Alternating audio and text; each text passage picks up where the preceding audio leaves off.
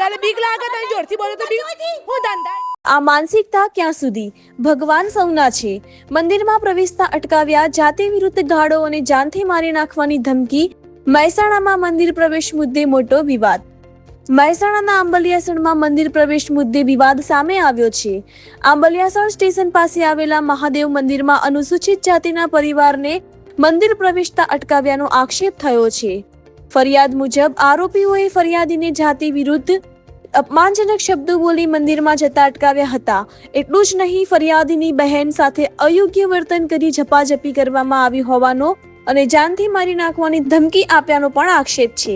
આ મામલે ઉપાધ્યાય પિંકીબેન, તેમની દીકરી બંબુબેન અને ઉપાધ્યાય કૌશલભાઈ સામે ફરિયાદ નોંધાઈ છે. પોલીસ ફરિયાદમાં એટ્રોસિટી એક્ટ અને પોક્સો એક્ટ હેઠળ ગુનો નોંધાયો હોવાની વિગતો સામે આવી છે. હવે આ સમગ્ર મામલે પોલીસ તપાસમાં શું હકીકત સામે આવે છે તેના પર સૌની નજર છે. ના તમે મને લખાણ આપી દો, હું પોલીસ કેસ કરી દઈશ મારા લીધે. શું એટલે ધમકી આલે બીક લાગે તને જોરથી બોલો તો બીક હું ધંધા એટલે શું ધંધા બતાવ શું ધંધા કર્યા અમે ધંધા એટલે બે તમારા ધંધા જો પછી મને ધંધા કે મારા ને કઈ ફોન હું હવે પોલીસ કેસ જ કરું વાત કરું બોલાવું છું. કોને કહે એમાં લખાયા શાસ્ત્રમાં લખ્યું કે નહીં બોલવાનું કરી તમે ગાળ નહીં બોલી મોટા એટલે રિક્સર કભી હું નામ છે એટલે બરાબર ગાળ બાળ મને નહીં બોલવાની તમારો વખત મરો બોલી મેં એવું નહીં કીધું કે મારા ઘરનું એવું નહીં કીધું બરાબર બધાનું કોઈનું ઘરનું નહીં તે તું બોલે છે બરાબર એવું તારે મમ્મી કોને કીધું એવું તારા બાપ બતાય છે બાપનું તારા બતાય જો લખ્યું તારા બાપનું એવું હા તો બતાય તારા બાપનું હોય તો હા તો બસ બોલવાનું નહીં બહુ હા હા તું તમે ઉભા રહો બકા ઉભા રહો બધું ઉતરશે તું લે તને બીક લાગા તને તારા બાપનું ના તો બીક લાગા બસ તને બસ તારા બાપનું ના તો બીક નહીં લાગતી બસ તમે બતાવી દો બતાવજો કરો તમે ત્યાં કરો ગમે તે કરો બીક નહીં લાગતી મને બરાબર તમને કહી દઉં બીક નહીં લાગે શું તમે હો તમે હું નહીં હે તમે તમે નહીં હોય બરાબર હા બંધ થઈ જા ને પાછા નહીં હડા. હું આંબલેસન સ્ટેશનની રહેવાસી છું. મારું નામ સોલંકી સૃષ્ટિ ધીરજકુમાર છે. મારી નાની બહેનના સાથે હું મહાદેવના મંદિરે દર્શન કરવા ગઈ હતી. અમે દર્શન કરવા જેવા મંદિરમાં ગયા તેવા તેમની પત્ની પિંકીબેન, પૂજારીના પત્ની પિંકીબેન, એમને અમને એમ કીધું કે તમે મંદિરમાં ના જાઓ. મેં એમ કીધું કેમ ના જઈ શકું? તો એમને મને એમ કીધું કે તમે જાતે એસસી કેટેગરીના છો, તમે ભંગી છો, તો તમારે મંદિરમાં ના જવાય. તો મેં એમને એમ કીધું કેમ ના જઈ શકે, તમે મને એનું પ્રૂફ કરી અને આપો. તો એમને મને એમ કીધું તારે મને આ બધું કહેવાની જરૂર નથી, અમે તને ના પાડી એટલે તારે નહીં આવવાનું અહીંયા અને મંદિરમાં દર્શન તારે નહીં કરવાના.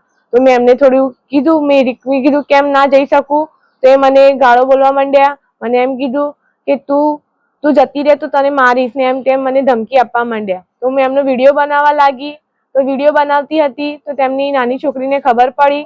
એ મને એમ કહેવા લાગે પહેલા કે આ બધી અમારી પર્સનલ પ્રોપર્ટી છે, અમારું આ બધું મંદિર અમારું છે, તો તને ના બી આવવા દઈએ. તો તું કહેવા વાળી કોણ છે અમને અંદર આવવા માટેની એમ.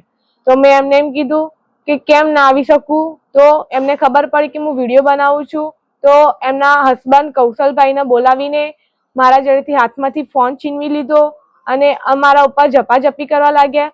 બંને હસબન્ડ વાઈફ મળીને મારા ઉપર તૂટી પડ્યા અને મને મારવા લાગ્યા. મને અહીંયા નખ વગાડે છે, મને એકદમથી દબાઈ નાખી, મારો ફોન છીનવીને લઈ ગયા. તો મારી નાની બેન મારા જોડે આવીને મને છોડાવવા લાગી. તો તેનો હસબન્ડ મારી નાની બેનને લઈ જઈને ગળચી દબાવી અને એને પછાડીને દિવાલમાં પછાડી અને એને માથામાં ઈજા થઈ છે.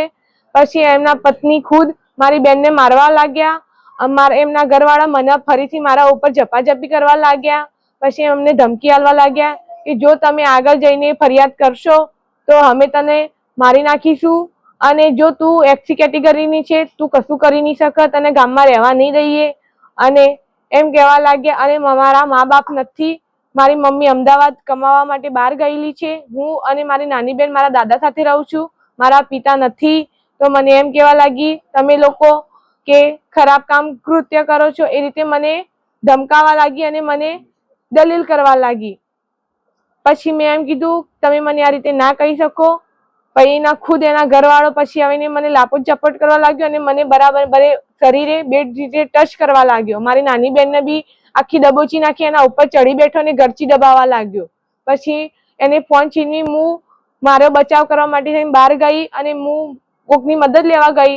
તો એ લોકોએ બહાર અંદર જતા રહ્યા અને મેં પોલીસમાં ફોન કર્યો.